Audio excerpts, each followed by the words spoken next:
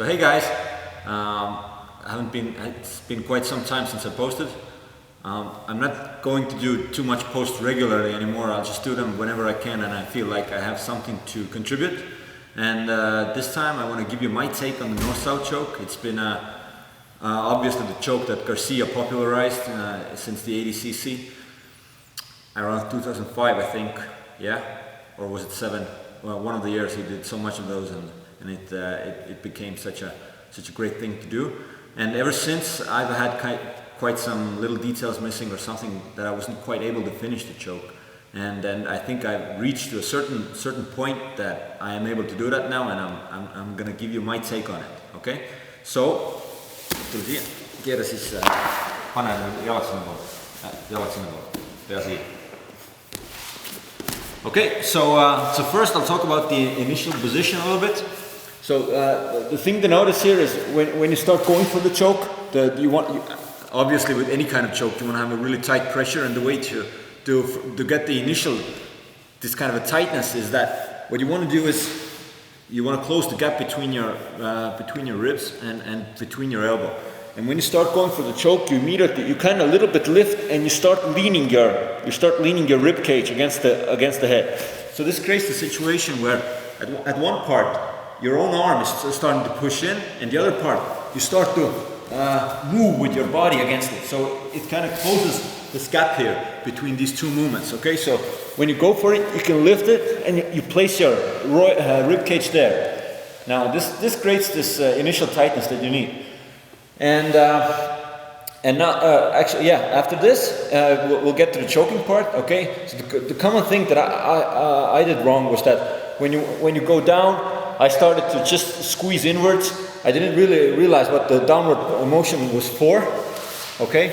So, but it's actually for creating this pressure to open up the neck, okay? So even when he's, even when his neck is a little bit, he's keeping it tucked in. So you start to imagine that you want to a little bit crank it open.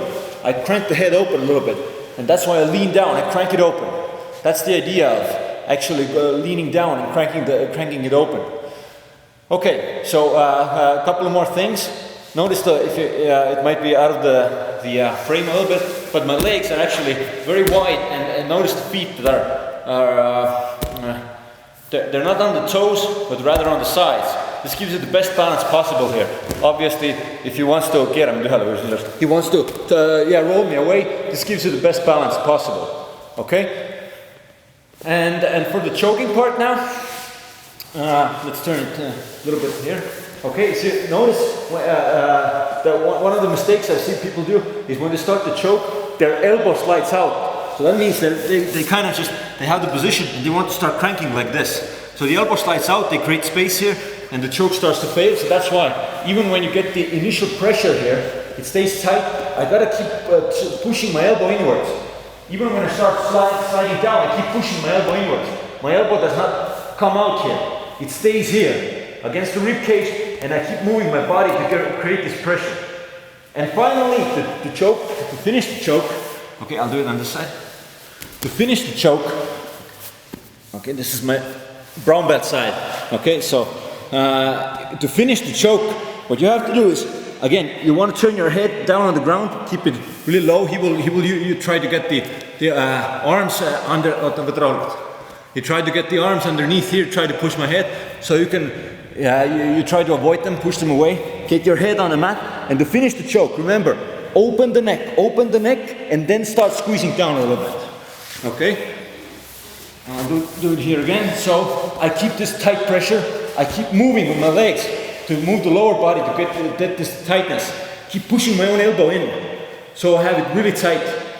Now I start coming down on this side. Okay, I get my position locked in, and to finish the choke, I crank open, and then I squeeze a little bit.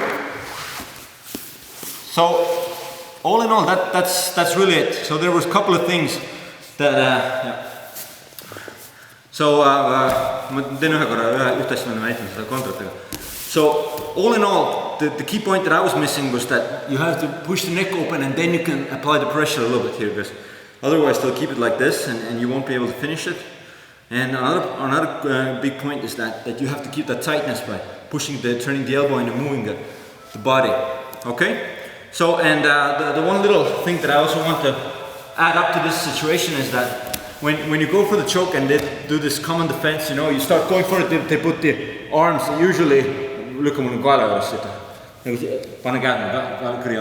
yeah, they start pushing you away, okay? So I start coming here, he will start pushing it, okay? Yeah, but notice they have, every time they do it, it doesn't matter with which arm they try to push, they open up the elbows, okay? Otherwise their elbows are here, you know, any kind of attack, I want to attack the arms, get my arms underneath the elbows here, armpits, to start cranking them open. So if they're tight, I cannot do that, so that's why I can go for the neck. I can try going for the neck. Now he will, see, he starts to push me away, but he opens up the armpits here. So that's why it's a good combination attack. You can start to go for all sorts of things here. For the arm bars, for the kimuras, everything. Because they open up the elbows. If you feel not, of course, I can try to finish the choke. He will put it here. I keep pushing them away. I will go try to finish the choke. But if I feel it's uncomfortable, too much effort, I will go underneath the armpit.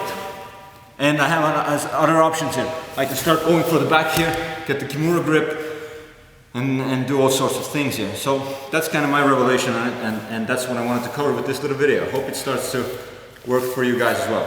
Okay, thanks. Wat moet nou? Big Tilly.